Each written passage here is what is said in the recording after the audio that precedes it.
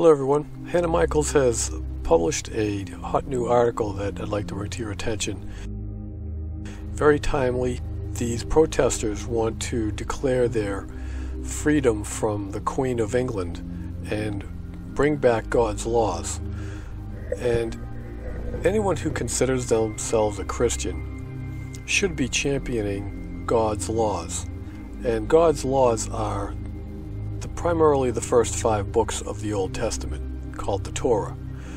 And anyone who considers themselves a Christian and is not trying to follow and implement God's law here on planet Earth is confused and not really a Christian, because that's what Jesus did when he came 2,000 years ago. He preached to the scribes and the Pharisees of his day, told them to stop following the Talmud back in that day, and today it's Parliament over across the pond. So these people in Scotland are trying to break out of that realm, and they have a case going on right now where Parliament in Scotland wants to evict them. Well, they had a hearing yesterday. I posted a video a day or two ago, and also I have provided a tweet link if you'd like to follow the tweet of what took place at the trial. We all know that the world is ruled by Satan and Satanists, which is why God's law does not pertain on this planet. It's all man-made laws and legislation.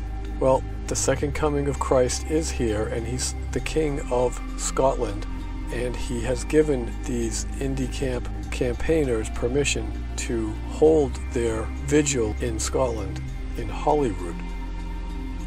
And I would like to read this article to you. The indie camp appeal hearing was technically an open and shut case. Appellants were quickly ushered through the proceedings in only one of 2 days scheduled, concluding with the announcement that the judges would provide a written response at a later date. Philip Sims' article, Judges Retire to Consider Indie Camp Eviction Appeal, gives more detail. Feel free to click on the link. I'll provide all links down below.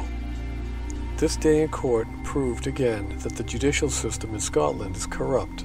Some plays, quote-unquote, were made that altogether seemed calculated, including one arrest.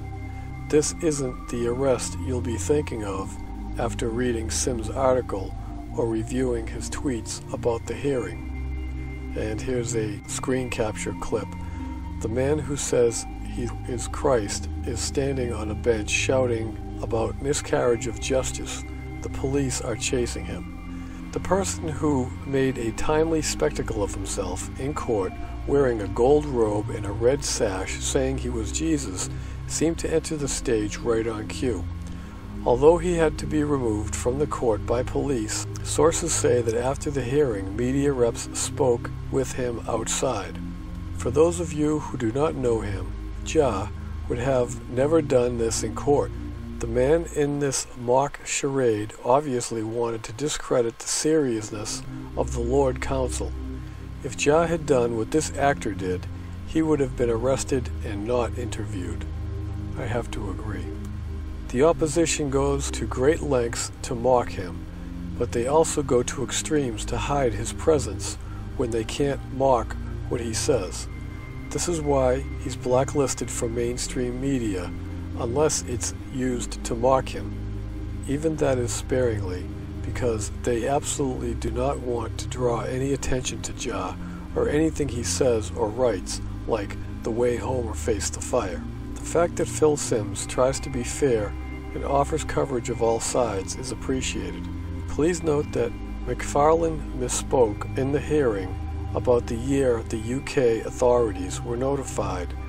It was June 13th, 1988, as outlined in The Way to Emmaus again. Interestingly, according to one tweet, the trial was ranked number 5 for the most trended topic that day, yet it's treated as a non-news event by most. And the untold news is the arrest of Stephen Criley just after the hearing. What timing, but they like to make points.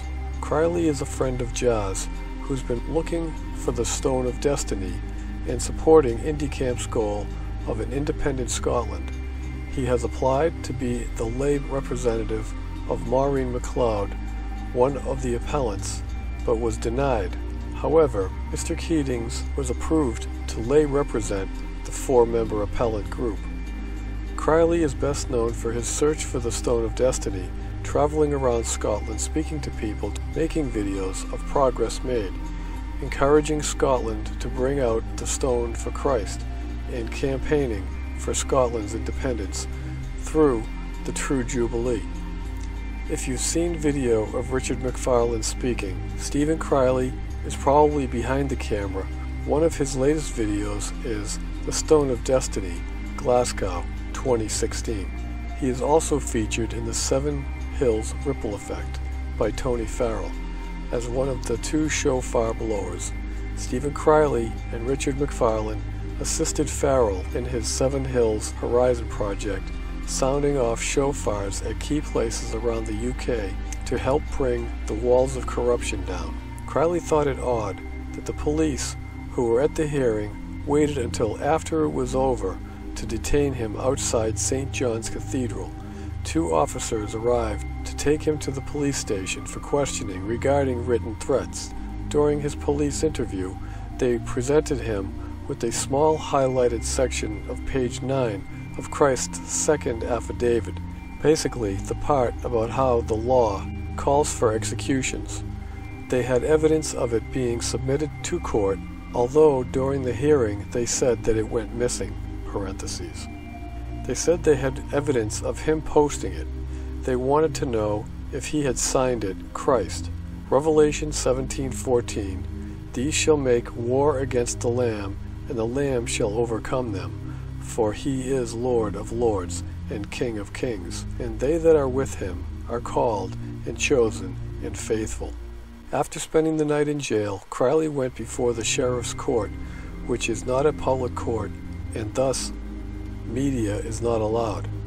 His bail conditions include him staying away from certain individuals, the Court of Sessions, and 2 post offices in Edinburgh. As this story develops, other articles may proceed. As far as the reaction goes about the show trial or hearing, it's obvious they want it over as quickly as possible. They work for the government. They aren't going to find against the government because they cannot be impartial, said Ja. And it sounds like Leona Dorian was handpicked. During this hearing, it was voiced by all 4 groups that a jury trial should be conducted. This is a logical and sensible conclusion by all 4 groups, yet the biased court denies them this opportunity. Judges run in private circles, have corporate investments, and are assigned to cases where conflicts of interest are obviously present, that is, Dunblane. The Scottish Parliamentary Corporate Body, SPCB, attorney Jerry Monahan said that there was no question the IndieCamp trial was fair.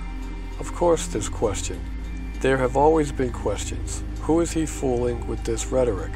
In this hearing, we learn that Ja, Christ's second affidavit, went missing. Before the submission deadline for documents, it was sent twice to the court by registered mail. Richard McFarlane videotaped the process of mailing it. The affidavit was also hand-delivered in a timely manner twice in person. How does this not point to corruption within? But the system that is devouring us doesn't fight fair, just as pointed out at the procedural hearing on September 27th, where David brought up the issue of phone hacking and data collection. IndieCamp protesters claim their phones are being hacked. Phone hacking is commonplace in a corrupt system because truth isn't on their side. Look at Rupert Murdoch, associated with politicians like Thatcher, Blair, and Cameron. Families in the Hillsborough disaster had their phones hacked, as well as families of the 7/7 bombings. They, the hierarchy enslaving you, must control and squash the truth at all costs. When the truth comes out, their modus operandi is to ignore it. So the system, and it is a beast, conveniently loses evidence like Christ's second affidavit concerning Turnbull's decision. They are ignoring it because they cannot argue against it, said Jah when asked what he thought.